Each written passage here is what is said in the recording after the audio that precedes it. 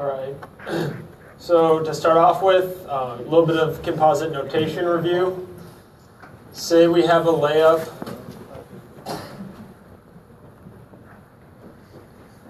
that has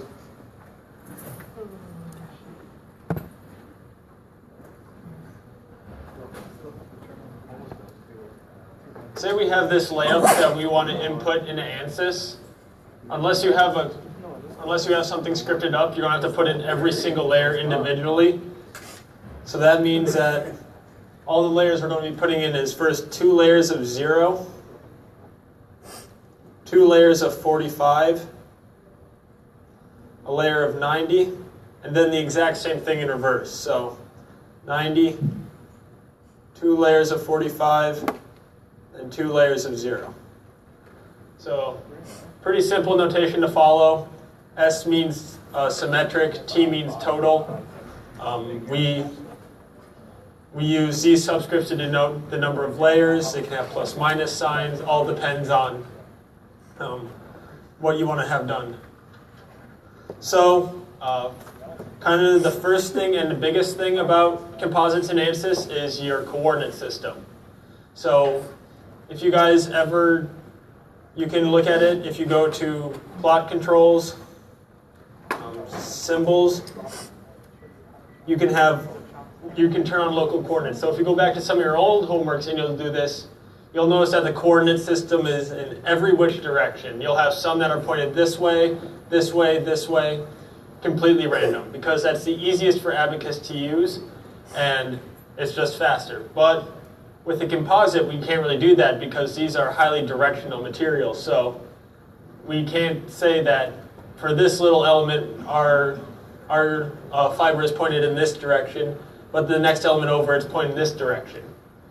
I mean, it will solve, obviously, but unfortunately, ANSYS is garbage in, garbage out. So if you do that, your answer will be completely wrong, but it won't look wrong. So there's several different ways to define a coordinate system, and we've kind of gone over a few of them so far. So just to review, I find this is, I'm kind of going to go through, do it in APDL, do it in the GUI so you guys can see what we're doing. So coordinate system, there's a whole bunch of ways you can define it based off of an origin coordinate system. Sometimes you need to define it based off of key points, like say you need to have a coordinate system at 45 degrees because of your part. So one of the most common ways, assuming you're just keeping with the orthogonal axes inside of ANSYS,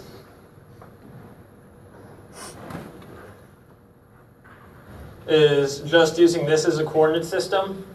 So what this says is I have coordinate system number 11. I think like you can number them greater than 4. I just start with 11 because it's just an easy thing to remember. And then these 3 numbers following it are just telling ANSYS what I want. So if we go into the help menu,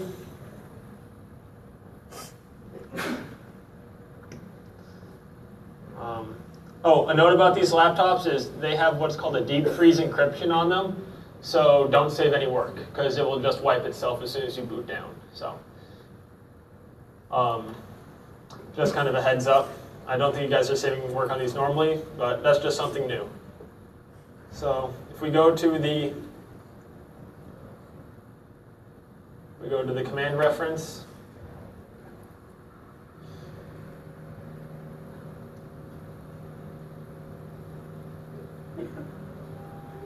and we go down to CS, you'll see we have CS working plane. So I say that I want to define my coordinate system based off of the original axes, and then by saying for parameter 1 and parameter 2, I just put 1 and 1. That says it's a normal Cartesian in the direction. So something you guys are really going to have to watch when you start building parts in composites is the direction you build, because previously it hasn't mattered if you build to the left, to the right, up, down, and angle. But now that we're introducing orthogonality and anisentropic materials, it's going to become very important. You're going to spend a lot of time trying to figure out your coordinate systems and how you want everything set up. So, this is one way, but say you need to have a coordinate system at a weird angle. So, a way you can do that is using the CSKP command. And what this command does is it can go through and you can define key points, and then you can define a coordinate system based on those key points using directions. So you'll set like an origin, an x direction, and a y direction. It will just give you the third direction based on right-hand rule. So if, like, say you need to put it at an angle, then you can use this command. But this is kind of with everything, it's case dependent. Something to watch out for. Make sure you set everything to Cartesian, because you're going to get some really weird values if all of a sudden you start doing things in spherical or toroidal coordinates. So, example of this command is we had an I-beam, and so we could define easily our axis on top and bottom, and we had two choices. We could either define a new coordinate system, or we could define a new material. That's another option. We went with defining a new coordinate system because it was easy.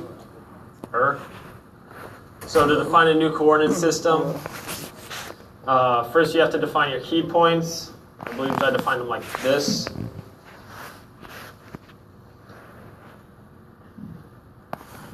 This is more of just an example for you guys, so I'm not really going to do anything with it. And when I was doing this problem, I went with very high numbers because we had a lot of key points and we didn't want to have anything in the way.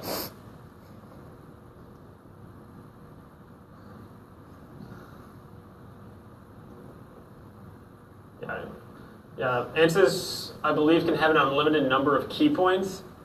So, yeah, it doesn't matter the number of 9s. I just went with a large number because I didn't want to interfere with any of my geometry that I already built into the part, or any geometry I could have been building.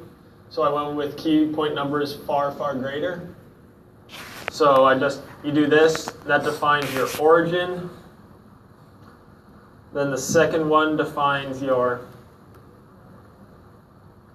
that's roughly right. So what I've defined now, coordinate system 12, I've defined where I want the origin to be, where I want the x-axis to be, the y-axis, and then it automatically defines the z-axis based on right-hand rule. So that's something to remember, is that when you're doing this, don't use your left hand, use your right hand when you're trying to figure out how things go in 3D.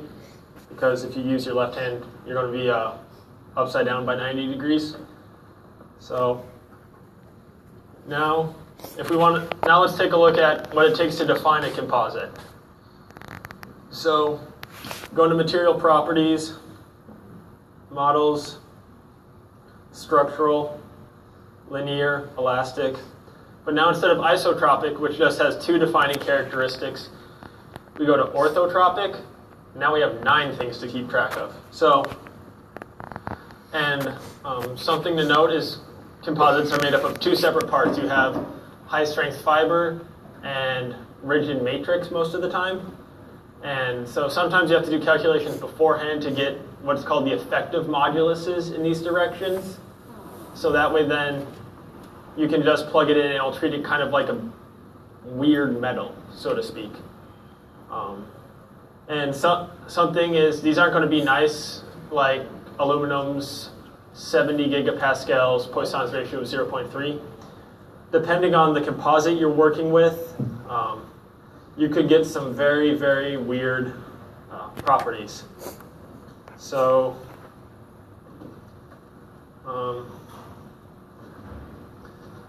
let's go with some nice ones for now.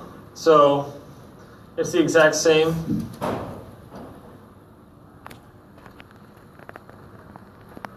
As before, but now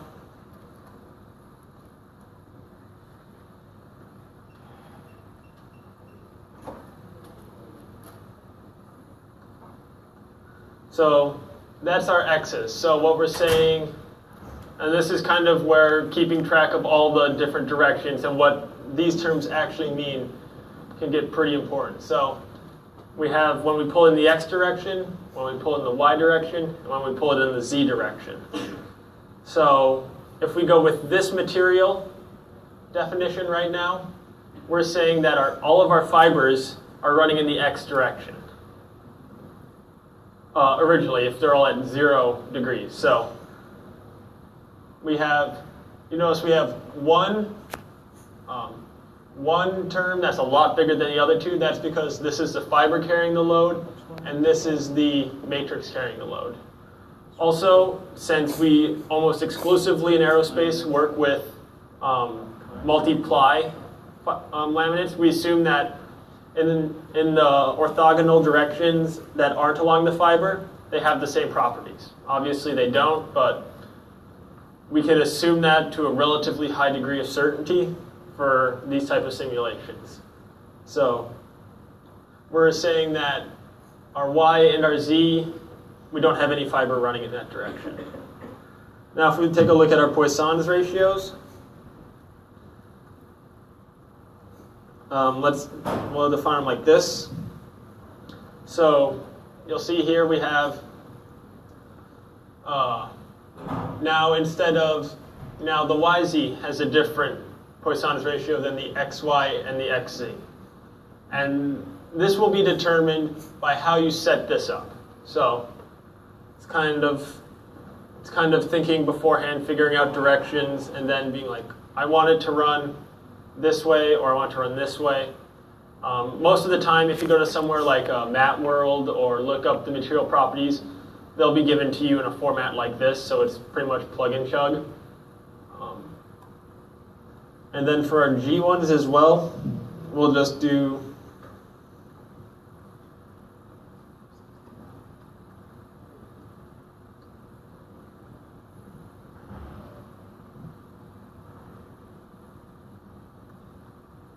and then as a rule, your Poisson's ratio and your G will have the same kind of pattern where two of them will be similar and one will be different, and it will be the same direction. That's because of the way that we calculate shear modulus for materials, so that's kind of a good check for yourself. This is a made-up composite. The composite that we have in the lab is really nasty.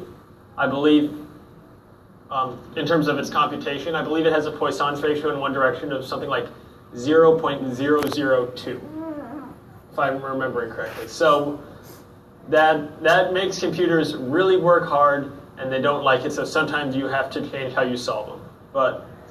So this is your material definition. So these are Young's modulus, Poisson's ratios, everything. And you need all 9 of these to define a composite. So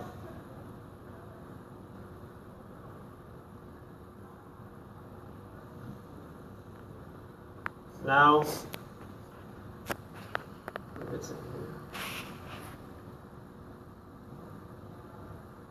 So now the next thing we have to do is, in metals, a lot of times we can just use von Mises as a failure criteria because metals are assumed isotropic.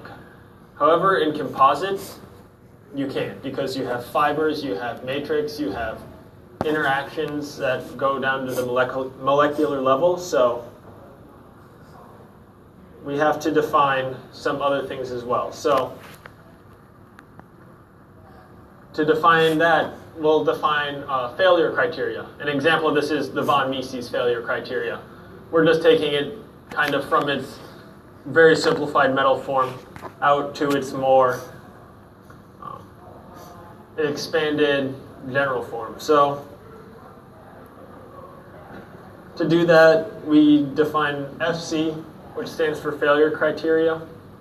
We define what material we want it for. Now there's 2 ways to define failure criteria. You can define it either as a strain level, so saying if I hit a strain of 5%, I'm assuming failure. Or you can define it as a stress level, saying if we hit 100 megapascals, we get failure. So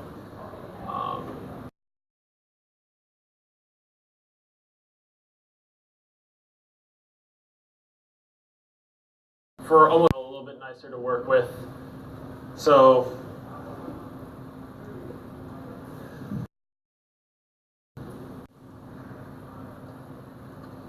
So like that would be a way we could define a failure criteria.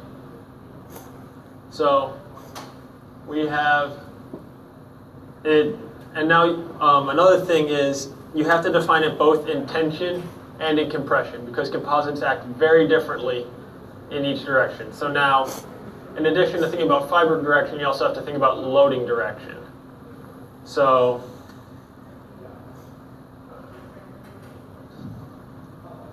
we have our Y tension failure. Then we have our Z tension. And then after we define our tensions, we get into our compressions, which has that syntax. So we have to go through, we have to define in total 9, or actually we have to define a total of 12. We have to do X tension, Y tension, Z tension, the same 3 in compression. And then we have to define them also in shear, so XY, YZ, XZ. And then on top of that, we also have to say, how are all these coupled together in the material? And for almost everything and anything I've ever done, we use a coupling term of -1. It's a thing in ANSYS, also a numerical thing. I believe he gives you a readout on Blackboard that shows that shows this using the GUI. So, and it does a really good job. It kind of gives you a visual. So you either define stress failure or strain failure. Do not define both. That won't give you what you want. So,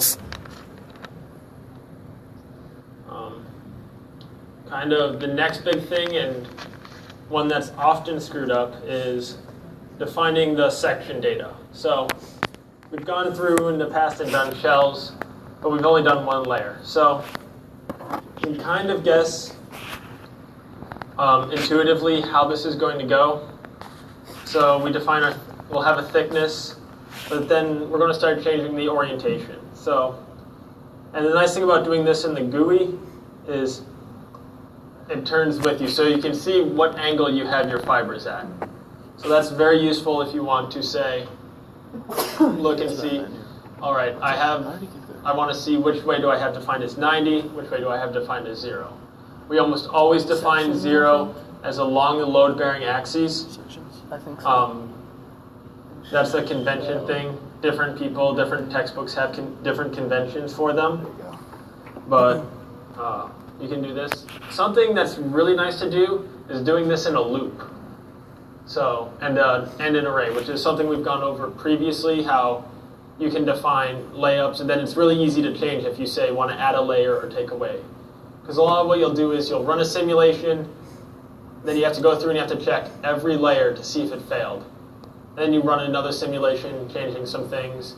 You can add layers, take away layers, all of that. So if we go here to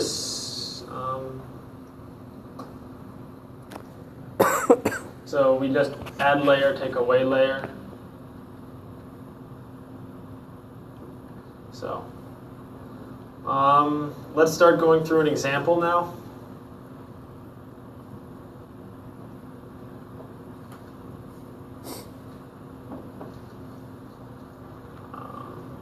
There we go.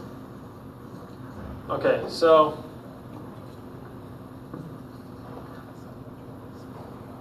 we're going to go through and do an example in composites, because then I can show you guys how do we look at layers, how do we look at all the different things that we need to look at when we're taking into account a composite. So just going to do this in the GUI using a rectangle. It's fairly easy. Actually, no, we're going to code. I prefer coding, sorry. So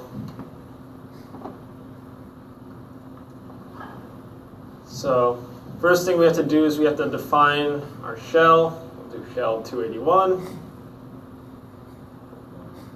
Same shell as we've been using. Now we define all of our data.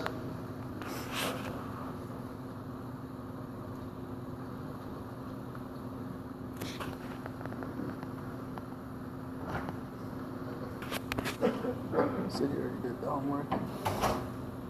But that's 8. I find these videos extremely helpful in doing the homework.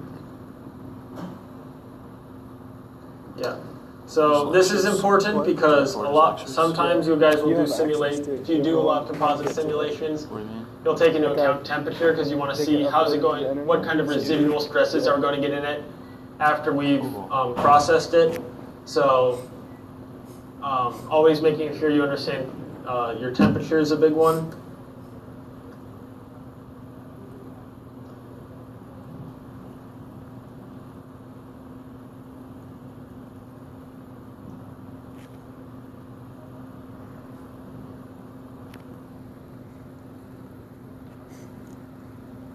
So now we're just going to go through.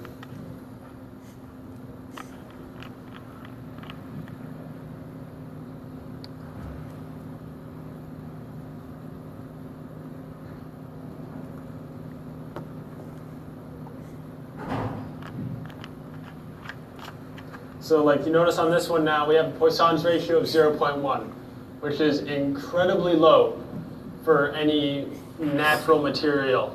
So we're going to kind of start to see that composites give us a lot more, a larger range of things we can do with them. How we can apply them to certain loading situations. For example, on an aircraft, we pretty much know how the wing is always going to be loaded. So we can use that and really fine-tune and optimize the layup to deal with lift and drag, because we know we're not going to have certain forces on the wing. So you can use this to your advantage when you do design work. And it can also be a big part of the headache too, is because we have these really weird values for these properties. So we're not always sure, you might not intrinsically know how is it going to react to certain forces. You might know how, like, say, aluminum is generally going to react, but how is a composite going to react? So that's part of getting used to working with them.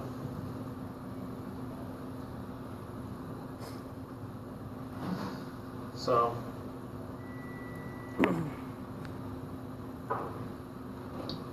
we have all of our data.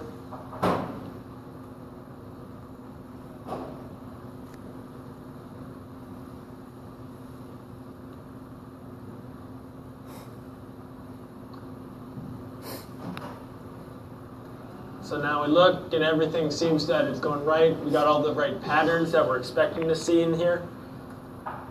So now we could go through and define failure criteria. I might come back to that in a bit, but let's get building for now. So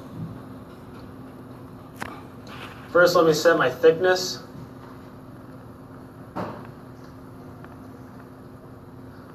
Now I'm going to start building.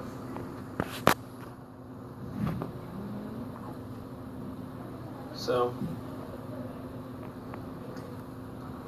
we're just going to do a simple style canard here.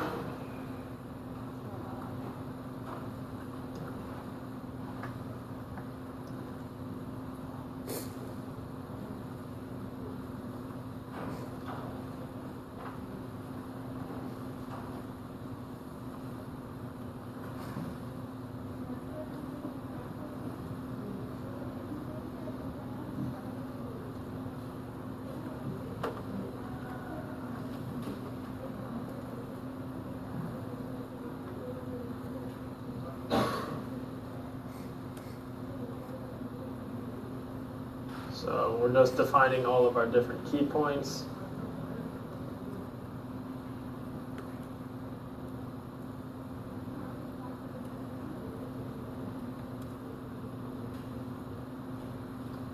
So now let's try to build this.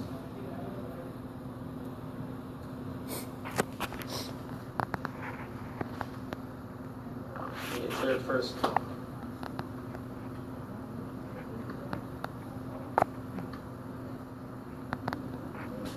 There we go.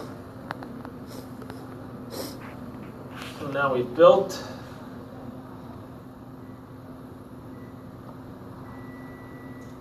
Okay. Nope, made a mistake in there. So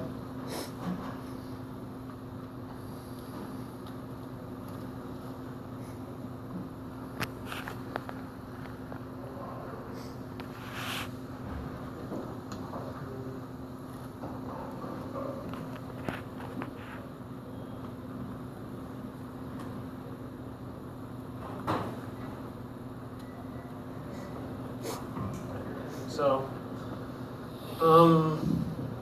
let's see. Let's see where that is. Not seeing where the mistake is, so.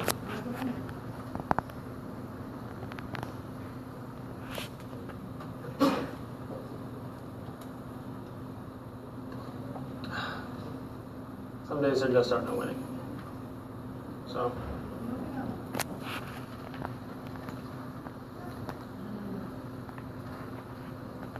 So that's kind of the basic idea behind composites. So, would like to get it at least some things farther here. So, all right. So we have our geometry.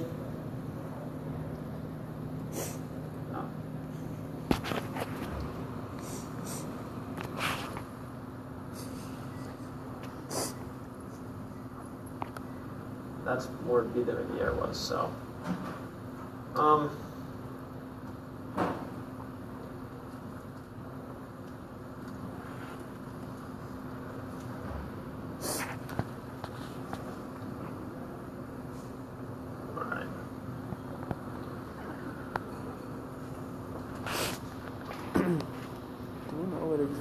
so not sure where the mistake in my geometry is right now.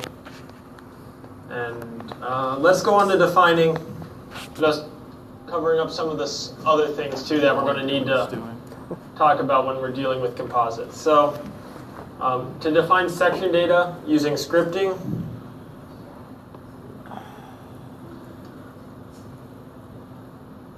we just stack it on top of each other. So something to note, this is one of the few things where ANSYS actually has intrinsic units. It uses degrees when you're defining section data. So you don't need to worry about converting from radians to degrees. Other programs are preset to do it in radians, others do it in degrees. ANSYS is in degrees. When I'm checking my geometry, I usually click the top cube and then try it that way. I wonder if he just spatially in his head doesn't, like it's going in the Z direction, how he thinks it would go in the Y or something. So like that would be a simple four-ply anti-symmetric layout. Now, if you're really good at the coding stuff, you can just have it input this and then flip it, and you can make it symmetric. It's really nice when you have longer layups. Some projects, especially projects that use composites, not in this class, but if you take, say, Dr. Bastaros's Aero 423 or one of Dr. Dial's more advanced courses, you'll see layups that can go into 10, 20, 30 plies, and then they're symmetric. So coming up with nice little schemes to program in the plies is very useful. So let's put this in and see what it looks like in the GUI.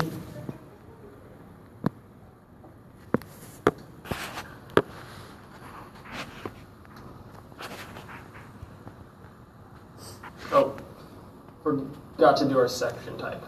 So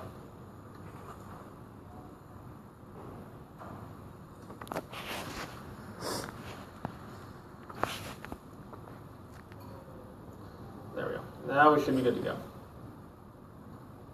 So now,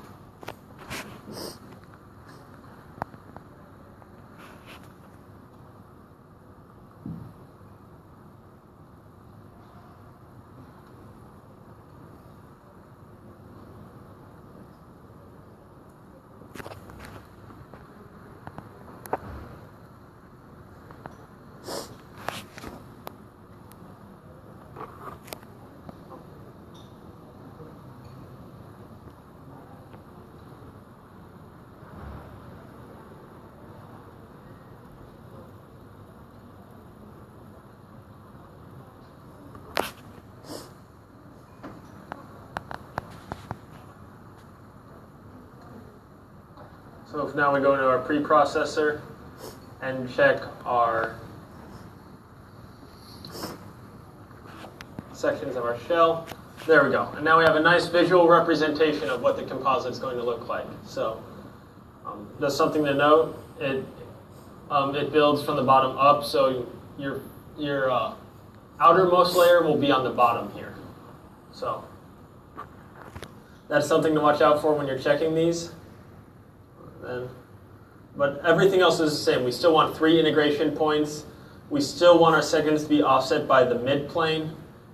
These are kind of all the same things you've done with shells before, just now we're working with them and we're stacking shells on top of each other. Some of the basic assumptions ANSYS is making, it's assuming that shear is transferred perfectly between all the layers. In real life, this isn't true. It's far more complicated than that mathematically, but it's a pretty good assumption for this. We're assuming that you can't rewind until it's just one new material. We aren't actually modeling fibers and matrix, but unless you're doing research on that type of interaction, this is more than sufficient. Try that same spot section shell, modify, create and modify. One thing to do is always make sure that you define your coordinate system. What was the final correction?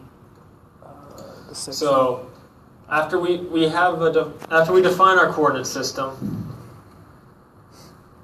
we'll just define it off the working plane because that's probably the most common. Next thing you have to do is you have to define a coordinate system. So there's a whole bunch of ways you can do this. You can either define it to a section, you can define it to a whole bunch of other things in ANSYS. The easiest one is just define it to the elements. So what I'm saying is I want all my elements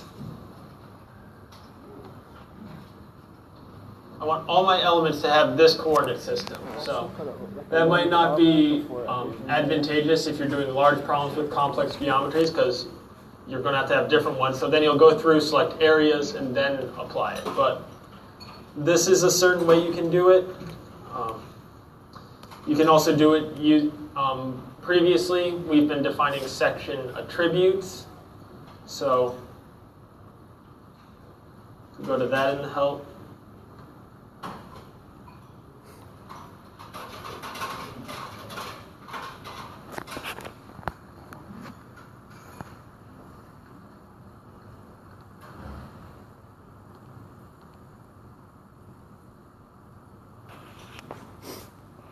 So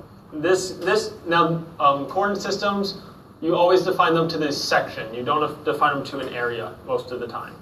But you can do area attributes if you have to. So if we look at our section data, and now in here we have all these. You guys have gone through these probably a bunch, doing problems, figuring out what you have to do to figure out all the different syntax. So you might have like an extra comma. I was trying to find an example that I have written up here that shows what to define them in here we go. Multiple directions. So so you can define them to areas if you want. So this was for a fairly advanced, well not advanced, but harder geometry. You can see here that I've defined that for all my areas, I want to have coordinate system 11. So I didn't have to use the ESYS command. I could use that command. And then later on in that problem, I go and say, and then I want all of these areas to have this attribute. So you can kind of change it around as you go through. Fairly redefinable. It's just something to watch out for when you're doing this. Then, I guess we're going to go a little bit short today.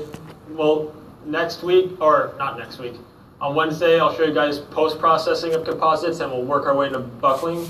But one last thing is defining your layups. So this was for the same project, and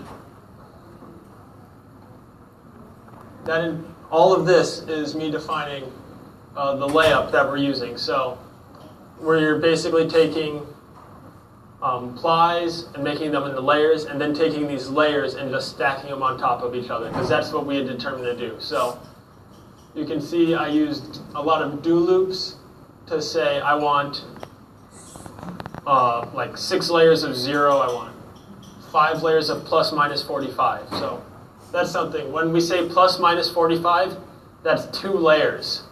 So if you ever get a test question that says how many plies would be in this layup as a plus minus, make sure to count each one of those as a set of 2. So you can see here we have plus minus 45, 0, 90, and then I iterate through for how many loops. So what we were doing here was we were working on a floor beam, and we had to have it support certain types of loads. So if we didn't design our floor beam robust enough, then we could go through and we could just add layers. So it was a very quick way to do a preliminary and rough design of the composite. So that's kind of an intro using both the GUI and using the APDL language.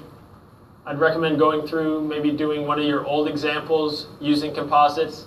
Mainly, a big thing would be how much of it affects your results, and then play around with the post-processing. We'll go through that on Wednesday, and then we'll also go into how do we do a buckling analysis in ANSYS. So we'll look at something simple like a beam, just uniaxial tension, but this can be applied to anything. So it's a very different type of analysis compared to this. So there's going to be a lot more finer details, a lot more keeping track of certain things that we're going to have to watch out for, but very useful and very powerful type of analysis. So if you have any questions, feel free to stick around or come to my office. Other than that, have a good day, and see you guys on Wednesday. Guess it's 1 hour.